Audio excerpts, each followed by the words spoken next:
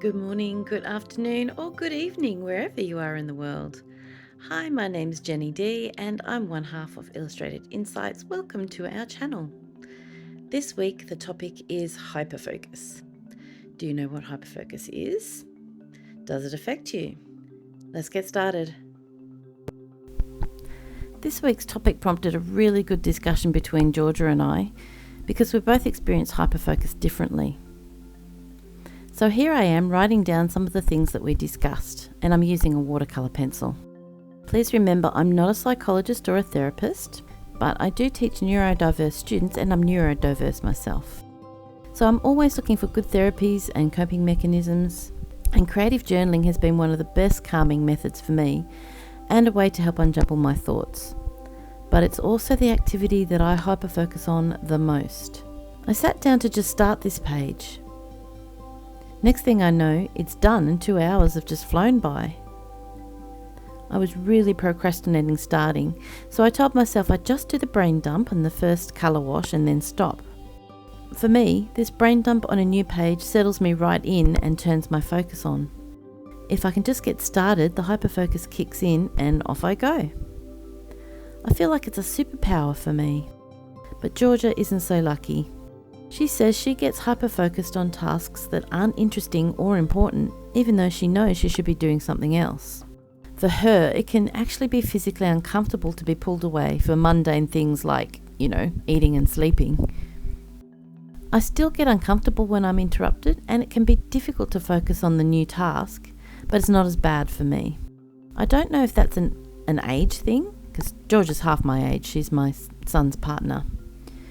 Or maybe it's just differing neurodiverse profiles. We do both have ADHD, but she has to deal with autism too, and I don't. That's the thing about neurodiversity. It affects the executive functions of everybody who's neurodiverse, but everyone seems to experience it differently and to cope in different ways, if at all. Okay, the brain dump's done, and now we're on to the next layer. I'm using Derwent art bars and some other watercolour crayons, and I'm just putting down some blocks of colour in really warm colours of yellows and red, because that's the palette I've decided on for this page. And I decided on that palette for a really good reason, but you'll have to wait and find out why. And as usual, I put far too much water on my page and I have to dry it well before I can go on to the next layer. The paper that I used to make this journal is not watercolour weight, so it doesn't hold the water well. The pages do buckle and ripple. I'm okay with that though, because this is a creative journal and I kind of like them thick and juicy. The gel print that I made for this page I know is quite large, so I don't need to worry too much about my background. I'm just adding some yellow and white with that terrific sponge that I got from a kid's mark making set. I'm just adding a little bit more texture and colour to the background all around the edge. You can use any paints that you have. These are sort of a mix of reasonably expensive paints and dirt cheap acrylic paints. And there's actually a little touch of gold in there too. You might not be able to see it if I'm not moving the page around, but the finished result is actually quite pretty. It's got like a nice little gleam to the background. And here's that gel print. It's a yellow brick road. So when Georgia and I had that discussion about hyperfocus, and we were talking about images to represent hyperfocus, and Georgia wanted something that spiraled inwards because she feels like she's being sucked into the spiral. But I felt like it was taking me on new and different places. And we both wanted something that was sort of storybook that would fit into the flavour of the journal so far. And I made this yellow brick road stencil, and I absolutely love the way it turned out. So I've just printed it as 2 layers on a gel print, and I'm very carefully tearing around the spiral to turn it into a circle. The next thing to do is to, of course, glue that gel print down into my page, and I knew it was going to go across the fold of the page. So I put it down where I wanted it and just creased it with my fingernail really carefully so that it would sit folded into that crease and then gave it a little bit more of a crease with an embossing tool, or these are a dotting tool. Just be really careful not to rip your gel print here. And then I gave it even more of a crease by just folding it over and pressing it with my fingers. To glue it down, I spread satin gel media from Liquitex over quite a lot of the page. This is a very big gel print image. Then I fold over the smallest part of the fold and stick it down. Then I use a small brayer just to smooth it out. Because this is just such a large image, I don't want to get any bubbles underneath the paper. And I do the same on the other side, gluing, sticking and rolling.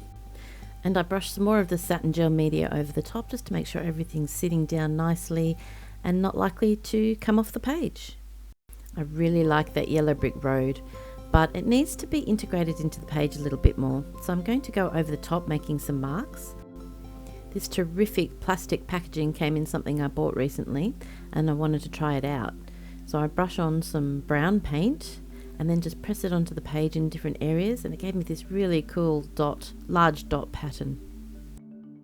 And the dot pattern's cool, but I felt like it made my page very dark and a little bit muddy, so I wanted something to really brighten it up. I had this really great orange fluoro paint and our swirls mask, which you can get at our Etsy shop, and I'm going to add some pizzazz to the page. I just take that paint, and it's not too wet, and it's a really good new stiff brush, so it's giving me a really good stipple. And I just pat the paint over the top of the mask right down onto the page. And I'll speed it up a little bit here so you're not tortured with the very slow stippling.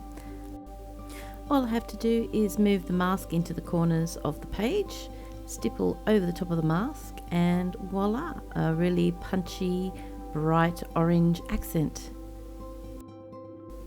Let's make this page truly mixed media. I've got some alcohol white ink here, give it a good shake. Make a line at the top of the page, then tip the book so that the ink runs down the page over the top of the background. Dry that well because we're going to tip the book the other way, so I use my heat gun to make sure that those dribbles are really dry. Then repeat the process at the bottom of the page and tip it up the other way. I was actually going for neurons reaching towards one another, but they turned out a bit more like icicles. Hey, I like them, they look cool. To tie in both pages together, I added some white by tracing around those spirals with a Posca paint pen. I gave everything a really good dry before I started my journaling. I actually designed this stencil so that I could write around the spiral. It just really appealed to me. First, I'm using a pretty fine black Posca pen, and I'm just writing down how I feel about hyperfocus. For me, it's a positive thing, but as I mentioned before, not everybody gets the same benefits out of hyperfocus that I do. So write down your feelings about hyperfocus. What does it feel like when you enter into that state? Is it really difficult if you get interrupted in that state? I don't need it, but some people actually need some kind of trigger to get them out of hyperfocus, like a timer. Or if you're limited in the time that you can spend in hyperfocus, you might want to use an alarm. So have a think about those kinds of things and write them on your page. Then to finish off, I just wrote what my understanding of hyperfocus is and how it differs to special interest, because that was one of the things that George and I were discussing. Am I experiencing a true hyperfocus, or am I just really interested in my topic and it's just a special interest? For me, I think that a special interest is something that lasts a long time, like weeks or months, whereas hyperfocus is a state that you enter into, could be over a couple of hours. And for me, like many people with ADHD, it's much more likely that I'm going to be drawn into hyperfocus when it involves my special interest. So for you, it might be video games or watching a show and binge watching.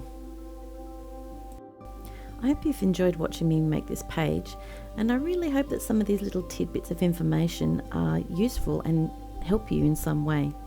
If they have, please leave us a comment. We'd love to know if we're helping you. We'd also love for you to make your own page and to join our community. And of course, if you subscribe and hit the notifications bell, you won't miss any of the upcoming videos. The topic next week is all about a lesser known neurodiverse issue, which is object permanence. If you don't know what it is, tune in and we can talk about how it affects me and what I'm doing to try and deal with this very unusual issue.